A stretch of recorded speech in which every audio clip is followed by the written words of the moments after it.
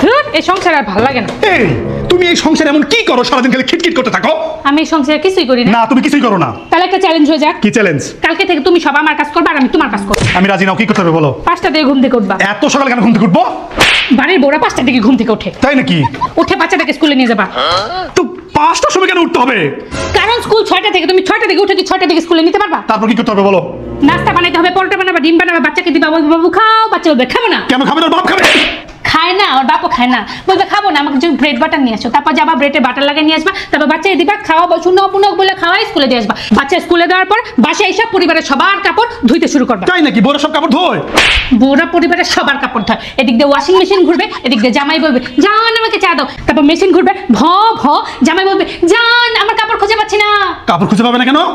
জামাইরা কাপড় খুঁজে পায় না, তারপর দৌড়ায় যাবা, যাইয়া বলবা জান কাপড় আমি দিচ্ছি। জামাই যেখানে বসে আছে ঠিক সামনে আলমারি, আলমারি খুলবা, কাপড়টা বের করবা, জামাইকে দিবা। আমার তো জামাই নাই। কালকে থেকে আমিই তোমার জামাই। আমি মানি না, আমি এগুলো করতে পারবো না। আমি যেখানে আছি সেখানে ভালো আছি। আইসে বাড়ির বউরা কিছুই করে না, কি করো সারাদিন? বড্ড বেশি